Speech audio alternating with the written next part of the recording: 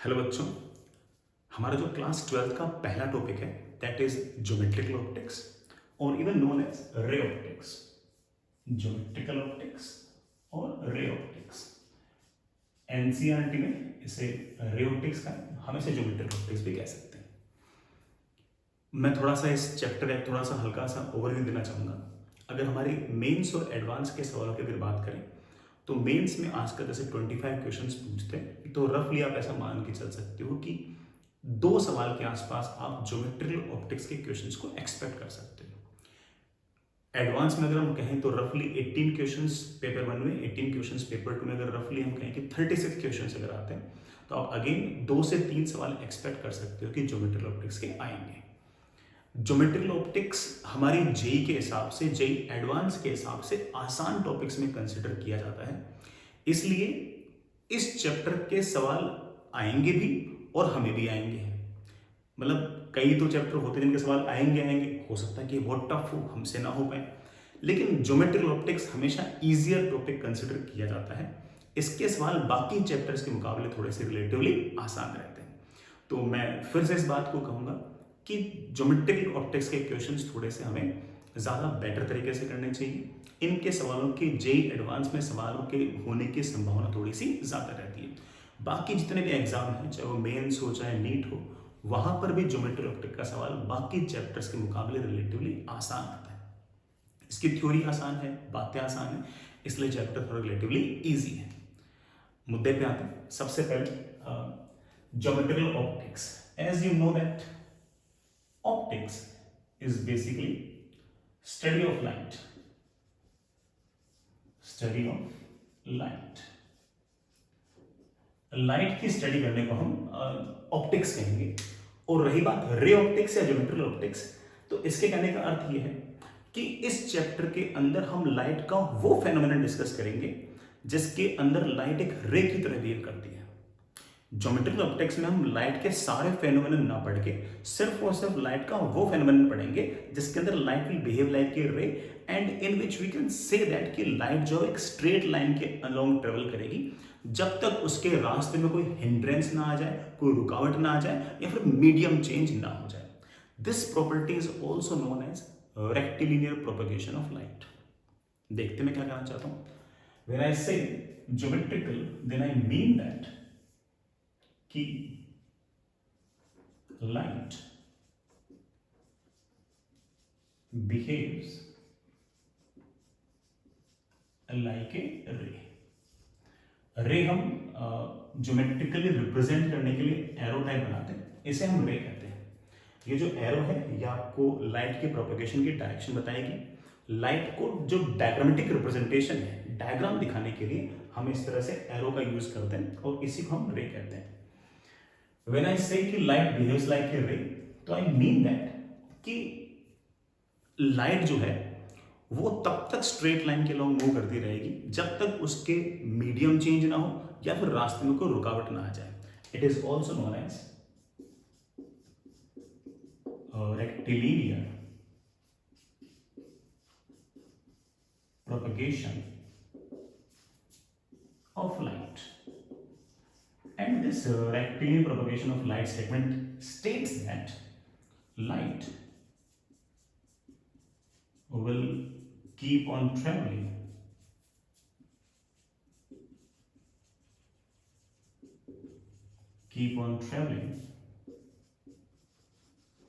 along straight line in a homogeneous medium. Homogeneous मतलब एक जैसा, मीडियम चेंज नहीं हुआ, in a homogeneous medium until it encounters a hindrance. रास्ते में वो जब तक रुकावट नहीं आएगी तब तक लाइट एक होमोजीनियस मीडियम के अंदर स्ट्रेट लाइन के लॉन्ग ट्रेवल करती जाएगी। और ये जो स्ट्रेट लाइन के लॉन्ग ट्रेवल करने वाली प्रॉपर्टी है, this property is known as rectilinear propagation of light. और इस चैप्टर में, मतलब ज्योमेट्रिकल ऑप्टिक्स चैप्टर के अंदर, हम सिर्फ और सिर्फ लाइट के ये जो स्ट्रेट लाइन के अलोंग ट्रेवल करने वाली जो प्रॉपर्टी है, इसके इर्द गिर्द क्या थ्योरी बन सकती है, सिर्फ वही पढ़ेंगे। लाइट जो है उसका वेव नेचर बिल्कुल नहीं पढ़ेंगे, उसके लिए अलग से चैप्टर है जिसका नाम वेव ऑप्टिक्स होगा। इस चैप्टर में तो हम सिर्फ और सिर्फ ये पढ़ेंगे कि अगर लाइट सिर्फ स्ट्रेट लाइन के लॉन्ग ट्रेवल करे जब तक मीडियम चेंज ना हो, तो उस प्रॉपर्टी के आस पड़ोस की क्या थ्योरी बन सकती है, क्या बातें बन सकती है, सिर्फ और सिर्फ वही पढ़ेंगे। Fair enough. एक छोटी सी बात और, अगर बहुत सारी रेज एक साथ दिखा दी जाए, ऐसे बहुत सारे रेज इस तरह से एक साथ दिखा दी जाए, तो इसे हम बीम कह सकते हैं। तो इसे हम बीम कह सकते हैं। इकलौती ऐसे एरो दिखा रखी हो, आप उसे रे बोल दीजिए, और ऐसे बहुत सारे दिखा रखी हो तो आप उसे बीम कह सकते हैं। ये तो बात हुई कि आखिर चैप्टर का नाम हमने ऐसा क्यों रखा। ज्योमेट्रिकल का क्या अर्थ है, ऑप्टिक्स का क्या अर्थ है। ऑप्टिक्स का अर्थ है स्टडी ऑफ लाइट, और ये जो ज्योमेट्रिकल या फिर रे लिखा हुआ है, इसका अर्थ ये हुआ कि इसमें हम लाइट का सिर्फ और सिर्फ स्ट्रेट लाइन के अलोंग जो मोशन है, सिर्फ उसके अराउंड जो थ्योरी बन सकती है, सिर्फ वही पढ़ेंगे इस चैप्टर के अंदर। आगे बढ़ते हैं। नेक्स्ट हमने अभी भी डिफाइन किया, हमने वर्ड लिखा लाइट। हम इसको हल्का सा थोड़ा सा डिफाइन कर लेते हैं कि आखिर हम लाइट कह किसको रहे हैं। सीधे शब्दों में कहूं तो लाइट अपने आप में एक ऐसी इलेक्ट्रोमैग्नेटिक वेव है जिसकी वेवलेंथ का कॉन्सेप्ट आप लोग वेव्स में पढ़ चुके हो, जिसकी वेवलेंथ एयर या वैक्यूम के अंदर 3600 एंगस्ट्रॉम से लेकर 7800 एंगस्ट्रॉम के बीच में हो। Let me repeat my statement once again. पूरी इलेक्ट्रोमैग्नेटिक वेव का वो हिस्सा जिसकी वेवलेंथ एयर या वैक्यूम के अंदर 3600 एंगस्ट्रॉम से 7800 एंगस्ट्रॉम के बीच में लाई करती हो, उसे हम लाइट कहेंगे, पहली बात। या फिर ऐसे कह दो कि पूरी इलेक्ट्रोमैग्नेटिक वेव का वो हिस्सा जिसको हम अपनी नेकेड आई से, जिसको हम अपनी सिर्फ आंखों से ऑब्जर्व कर सकते हो और जिसके कारण हम बाकी ऑब्जेक्ट्स को भी ऑब्जर्व कर सकते हो, उस हिस्से को, उस पार्ट को हम लाइट कहेंगे। तो मैं एक छोटी सी बात कहूंगा कि it is part of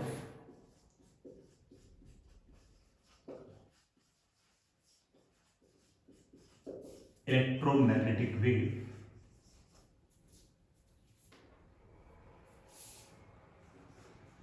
whose wavelength, आप साथ साथ में लिखते हैं ना,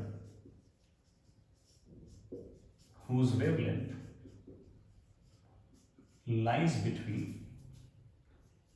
3600 angstrom to 7800 angstrom in vacuum या एयर कह सकते हैं। वैक्यूम या एयर में इलेक्ट्रोमैग्नेटिक वेव का वो हिस्सा, वो पार्ट जिसकी वेवलेंथ 3600 एंगस्ट्रॉम से 7800 एंगस्ट्रॉम के बीच में लाई करती हो, उस हिस्से को हम इलेक्ट्रोमैग्नेटिक वेव कहेंगे। एक छोटी सी बात और, मैं फिर से इस बात को रिपीट कर दूं, सारी की सारी इलेक्ट्रोमैग्नेटिक वेव्स जो है उसको हमारी नेकेड आइज देख नहीं सकती। हम रेडियो वेव्स नहीं देख पाएंगे, गामा रेज नहीं देख पाएंगे, अल्ट्रावायलेट रेज नहीं देख पाएंगे, लेकिन हम सिर्फ और सिर्फ लाइट जो है वो देख पाएंगे और उसके कारण इवन बाकी ऑब्जेक्ट्स देख पाएंगे। सो मैं ऐसा कह सकता हूं कि light basically it is part of EM wave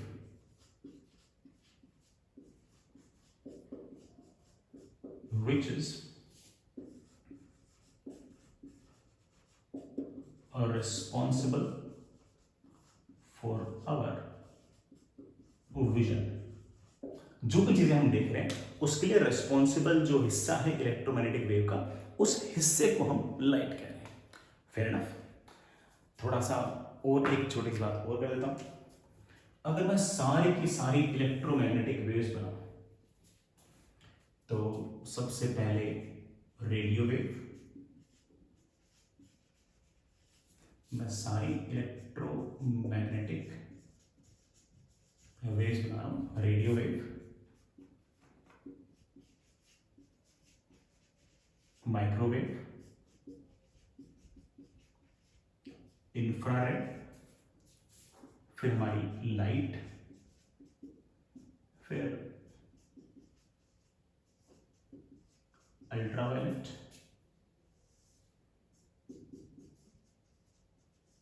X-rays and finally gamma raise.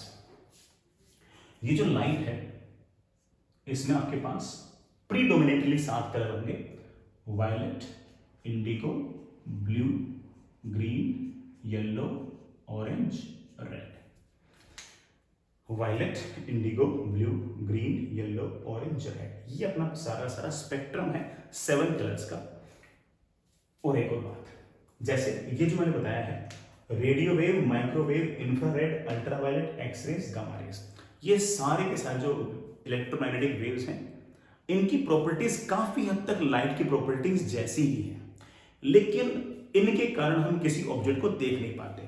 हम किसी भी ऑब्जेक्ट को देख पाते हैं सिर्फ और सिर्फ इस इलेक्ट्रोमैग्नेटिक के इतने से हिस्से कारण, जिसकी वेवलेंथ कहां से कहां तक वेरी करती है, 3600 एंगस्ट्रॉम। 3600 एंगस्ट्रॉम पर रफली आपका वायलेट होगा से लेकर 7800 एंगस्ट्रॉम, जिस पर आपका रफली रेड होगा। जिस ये वेवलेंथ के अंदर आने वाली जो इलेक्ट्रोमैग्नेटिक वेव है, सिर्फ यही इलेक्ट्रोमैग्नेटिक वेव हमारे किसी भी ऑब्जेक्ट को देखने के लिए रेस्पॉन्सिबल है। बाकी सारे की सारी जो वेव्स हैं वो भी इलेक्ट्रोमैग्नेटिक वेव्स हैं और उनके फेनोमेनन भी काफी हद तक लाइट जैसे से ही हैं। और जो कुछ हम लाइट में पढ़ेंगे, चाहे वो रिफ्लेक्शन हो, चाहे रिफ्रैक्शन हो, चाहे टोटल इंटरनल रिफ्लेक्शन हो, चाहे तरह तरह की बातें हो, वो सारी बातें सब पर ही वैलिड होंगी। भले हम पढ़ेंगे सिर्फ और सिर्फ लाइट के लिए, वैलिड सबके लिए हो सकती है। लेकिन हम जो हमारा जो आइज का सेंसेशन है, जो विजन है, उसके लिए सिर्फ और सिर्फ इलेक्ट्रोमैग्नेटिक वेव का इतना हिस्सा ही रेस्पॉन्सिबल है। बाकी को हमारी आइज इतना बढ़िया तरीके से परसीव नहीं करती। I hope you get the point. आगे चलते हैं, एक हेडिंग लिखिए, प्रॉपर्टीज ऑफ लाइट।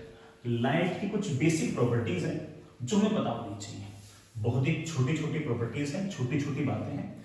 उनमें से हो सकता है कि कुछ आपने पहले से पढ़ी हो सकता है कि आप कभी बाद में आगे जाके पढ़े। मैं फिलहाल सिर्फ और सिर्फ उनको स्टेट कर रहा हूं, बोल रहा हूं। Next is properties of light.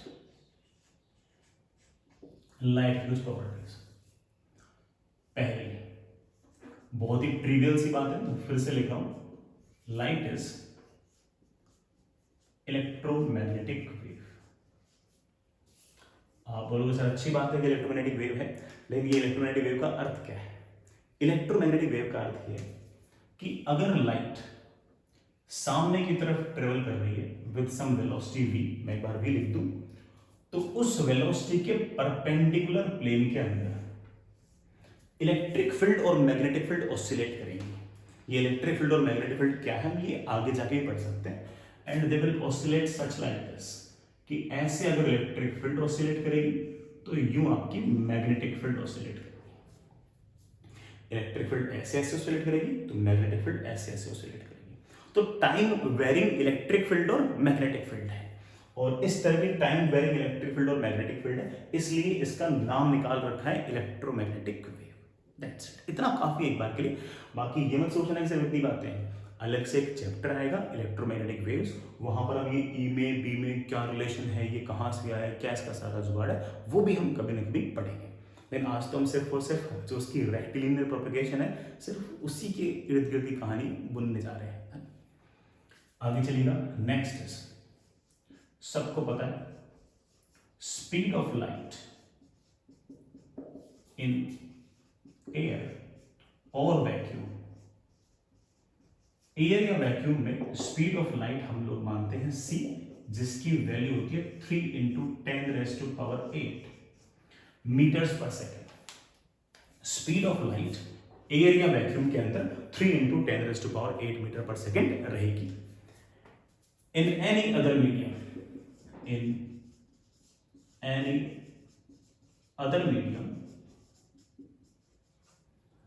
speed of light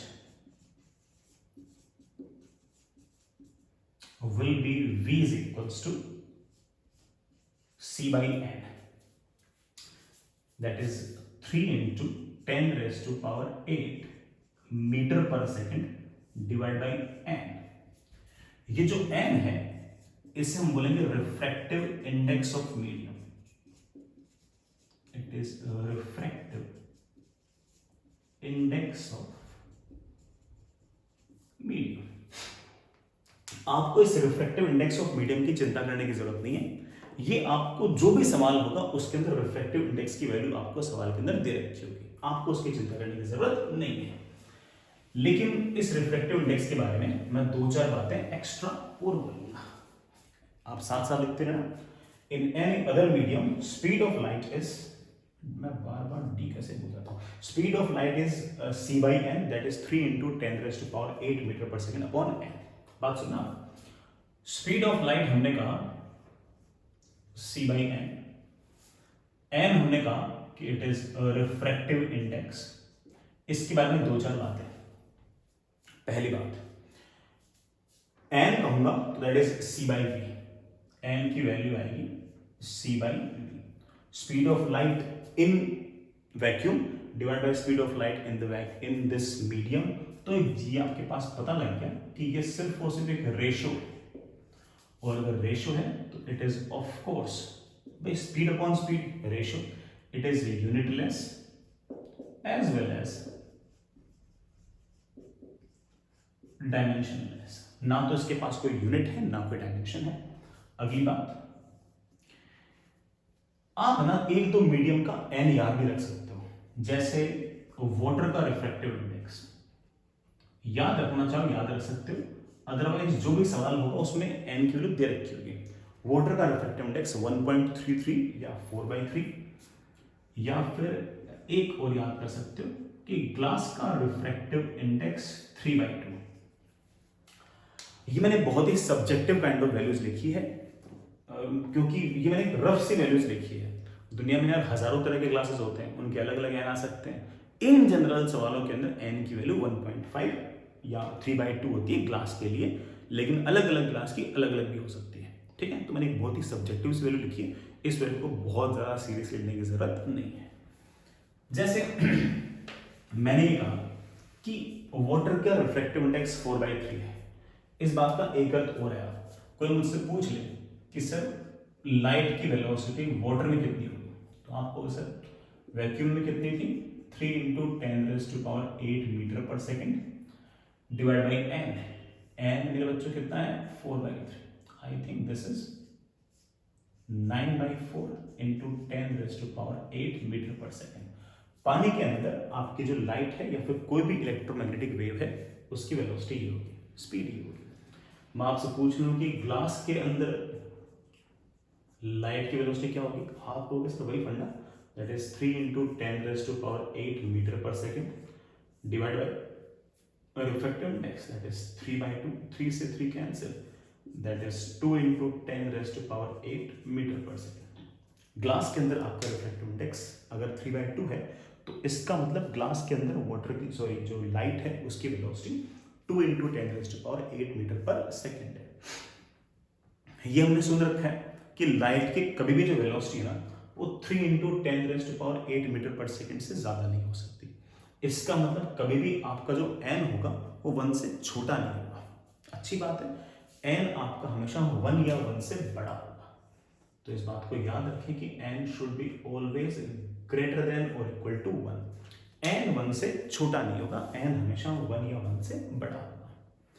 एक छोटी सी बात और बता रहा हूँ, हो सकता है कि ये बात बताकर मैं आपको हल्का सा कंफ्यूज भी कर दूँ, लेकिन बताऊंगा जरूर। कुछ मेटा मटेरियल्स भी होते हैं, हालांकि हमारे कोर्स में नहीं होते हैं, लेकिन मेटा मटेरियल्स का जो n है वो नेगेटिव होता है। हमारे कोर्स में नहीं है, कभी काम नहीं आएगा, फिर भी है ना मैं ऐसा बता दूं कि मेटा मटेरियल्स में n की वैल्यू नेगेटिव होती है। उसकी डिटेल्स जानने की जरूरत नहीं है, लेकिन मैंने ये बात स्टेट की है, इसके पीछे कारण है। IIT JEE एडवांस में एक कॉम्प्रिहेंशन पूछ रखा है जिसके अंदर मेटा मटेरियल शब्द यूज कर रखा है और n की वैल्यू नेगेटिव दे रखी है। भले ही कोर्स में ना हो, कॉम्प्रिहेंशन तो पूछ ही सकते हैं। कॉम्प्रिहेंशन में सारी बातें लिखी रहती हैं और उसके बेसिस पे मैं सवाल करना पड़ता है, तो कोई खास दिक्कत नहीं है इसके अंदर। तो फिर भी कॉम्प्रिहेंशन में IIT में सवाल आ रखा है, इसलिए मैं लिख रहा हूं कि refractive index of Meta material is negative, but इसके आगे की कोई इंफॉर्मेशन की हमें जरूरत नहीं है। हालांकि इस इंफॉर्मेशन की जरूरत नहीं थी, ये मैंने सिर्फ इसलिए बताया कि जब भी आप IIT JEE का वो वाला सवाल करो कभी, तो आप आपके दिमाग में ये बात नहीं आनी चाहिए कि यार हमने तो सिर्फ ये पढ़ा था कि एन की वैल्यू पॉजिटिव होगी और वो भी 1 से बड़ी होगी, अचानक से नेगेटिव कैसे आ गया, कहीं सवाल गलत तो नहीं है। सिर्फ और सिर्फ इन्फॉर्मेशन आपके दिमाग में रहे इसलिए मैंने ऐसा कहा है कि एन की वैल्यू हमेशा नेगेटिव होगी, सॉरी हमेशा 1 से बड़ी होगी, नेगेटिव हो सकती है किसके लिए, मेटा मटेरियल के। इतनी बात हमारे लिए काफी है। फेयर एनफ, आगे चलते हैं। नेक्स्ट इज, अभी तक तो और प्रॉपर्टीज बची हुई सारी देखते हैं। नेक्स्ट इज, हमने स्पीड ऑफ लाइट देखी, इसके बाद लाइट की फ्रीक्वेंसी, वेवलेंथ और स्पीड ऑफ लाइट आपस में जिस तरीके से रिलेटेड है, you know it very well कि speed of light is frequency into wavelength, v is speed of light, f is frequency of light, और ये जो लैम्डा है दिस इज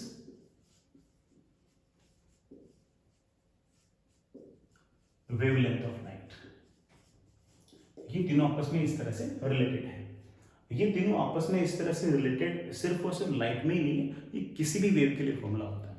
जिन लोगों ने वेव्स पढ़ रखा है उनको पता है कि वेव की velocity is always equal to wave की फ्रीक्वेंसी इनटू वेव की वेवलेंथ। ये हर वेव के लिए वैलिड है।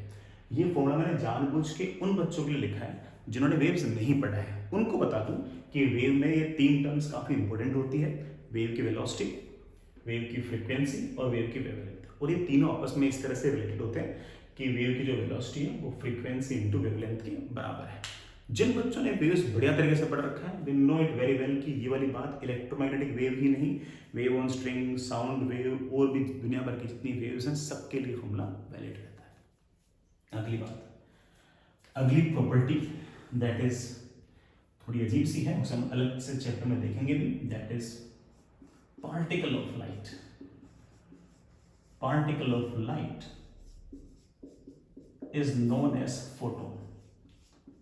हम लाइट का जो पार्टिकल है उसे या तो फोटोन कहेंगे या क्वांटा कहेंगे।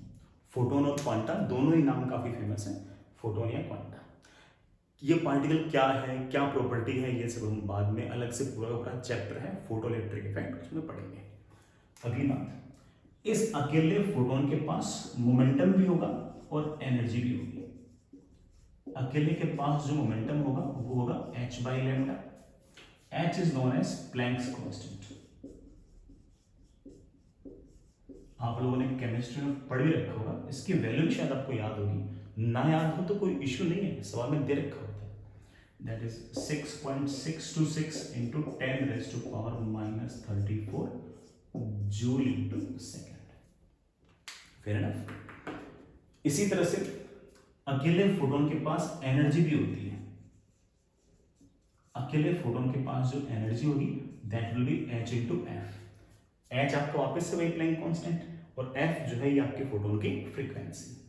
f ना पसंद हो आपको तो f को आप c बाई लैम्डा लिख सकते हो।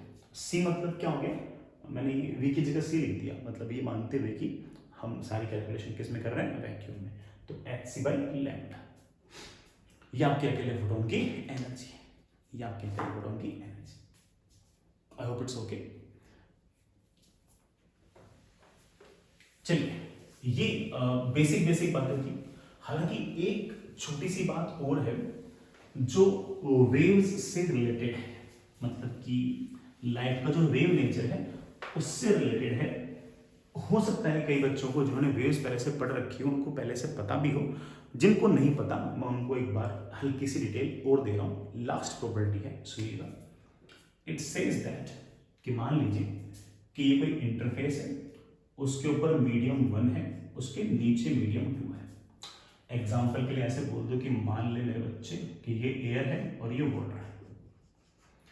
फिर ना यहां पर कोई लाइट गिरी, इस लाइट के दो हिस्से हो गए, एक उसी मीडियम में वापस चली गई, जो उसी मीडियम में वापस चली गई उसे मैंने बोल दिया रिफ्लेक्टेड रे, और दूसरी मीडियम पार करके यहां आ गई, इसको आप रिफ्रैक्टेड भी कह सकते हो और आप इसके लिए एक वर्ड और यूज कर सकते हो, ट्रांसमिटेड। और रिफ्रैक्टेड बोलो या ट्रांसमिटेड बोलो, एक ही बात है। अब मैं यहां से कुछ बोलना चाहता हूं, सुनना बेटा। अगर इंसिडेंट की फ्रीक्वेंसी f तो रिफ्लेक्टेड की फ्रीक्वेंसी भी f और तो रिफ्रैक्टेड की फ्रीक्वेंसी भी f। ये बात मैं उन बच्चों को नहीं बता रहा हूं जिन्होंने वेव्स पढ़ी हुई है, उनको पता है मेरी बात कि जो फ्रीक्वेंसी होती है किसी भी वेव की वो मीडियम पर डिपेंड नहीं करती, वो सिर्फ और सिर्फ सोर्स पर डिपेंड करती है। उस सोर्स पर जिस सोर्स ने इसको इसको इसको क्रिएट किया है, और इसका सोर्स इसका सोर्स इसका सोर्स तो सेम है। होगा कोई बल्ब, होगी कोई लेजर लाइट, सोर्स तो सबका सेम है, और अगर सोर्स सबका सेम है तो फ्रीक्वेंसी सबकी सेम है। तो ये वाली बात जिन बच्चों ने वेव्स पढ़ रखी है उनके लिए कोई खास बात नहीं है, जिन्होंने वेव्स नहीं पढ़ी है वो इस बात को याद रखें कि frequency is source dependent not medium dependent. यहां और यहां मीडियम अलग है लेकिन फ्रीक्वेंसी तो सेम आएगी। तो आप पहला पॉइंट इसमें लिख सकते हो कि फ्रीक्वेंसी, मैं सिर्फ एफ लिख दूं, frequency is source dependent not medium dependent. ये मीडियम पर डिपेंड नहीं करेगी, सिर्फ और सिर्फ सोर्स पर डिपेंड करेगी। अगली बात, ये जो लाइट आई है अगर इसकी स्पीड v है तो रिफ्लेक्टेड की स्पीड भी होगी, लेकिन रिफ्रैक्टेड या ट्रांसमिटेड की स्पीड v नहीं होगी। मैंने v डैश लिख दिया है। सर स्पीड चेंज क्यों कर दी? अगेन बेटा ये बात ऐसी है जो अपने वेव्स में पढ़ी है, हो सकता है डिराइव भी किया आप लोगों ने, कि स्पीड जो है ना वेव की वो किस पर डिपेंड करती है? सोर्स पे नहीं, सोर्स पे नहीं, वो डिपेंड करती है मीडियम। तो आप कह सकते हो कि speed of light is not medium dependent, sorry, is not source dependent, it is medium dependent। मैं सिर्फ इतना लिख रहा हूं कि ये सिर्फ और सिर्फ मीडियम पर डिपेंड करती है, सोर्स पर डिपेंड नहीं करती। फेयर इनफ, चल जाएगा। अगली बात, यहां की वेवलेंथ लैम्डा तो यहां की वेवलेंथ भी लैम्डा। भाई लैम्डा तो यहां सेम ही आना था, भाई ये वाला मीडियम और ये वाला मीडियम सेम, तो यहां पर स्पीड और यहां पर स्पीड सेम, फ्रीक्वेंसी तो वैसे सेम। और लैम्डा मेरे बालकों ने फॉर्मूला याद कर रखा है v/f, v same f same तो लैम्डा भी तो सेम। लेकिन यहां से यहां मतलब जब मीडियम चेंज हुआ तो फ्रीक्वेंसी तो चेंज नहीं हुई लेकिन स्पीड चेंज हुई है, और यहां से अगर स्पीड चेंज हुई तो लैम्डा भी चेंज होगा, बल्कि लैम्डा चेंज होगा। और साथ ही साथ हो सकता है कि आपने भी मनी मन सोच लिया होगा कि सर जिस फ्रैक्शन से स्पीड चेंज होगी उसी फ्रैक्शन से आपका लैम्डा भी चेंज होगा। जिस फ्रैक्शन से स्पीड चेंज उसी फ्रैक्शन से लैम्डा चेंज, क्योंकि फ्रीक्वेंसी तो मेरे बच्चों अनचेंज है। स्पीड आधी हो जाएगी तो लैम्डा आधा, स्पीड 1/3 तो लैम्डा 1/3, स्पीड दुगनी तो लैम्डा भी तो दुगना। तो लैम्डा जिस रेशियो से चेंज होगा वो एग्जैक्टली वही होगा जिस रेशियो से आपकी स्पीड चेंज होगी। हालांकि मैंने बहुत सारी बातें बोल दी इसके अंदर, लेकिन काम की बात सिर्फ और सिर्फ यही थी कि फ्रीक्वेंसी सोर्स डिपेंडेंट है और स्पीड मीडियम डिपेंडेंट है। बस लैम्डा आप जानते हो कि वो v/f है, तो आप बड़े आराम से उसको रिलेट कर सकते हो। थोड़ा इंफॉर्मेटिव हो गया कि लाइट क्या है, ज्योमेट्रिकल ऑप्टिक्स क्या है, रे क्या है, बीम क्या है, लेकिन ऐसी इंफॉर्मेटिव बातें बड़े आराम से सवालों के थ्रू पूछ लेते हैं, कॉन्सेप्ट के थ्रू पूछ लेते हैं, और आगे आने वाली चीज़ों को सोचने समझने के लिए एक दिमाग के अंदर चीज़ें सेट रहनी चाहिए। हमें एग्जैक्टली पता होना चाहिए कि लाइट क्या है, इलेक्ट्रोमैग्नेटिक वेव क्या है, हर बात का आइडिया होना चाहिए। तो हमने थोड़ा समय लगाया भी है, आई होप आपको समझ में आ गई।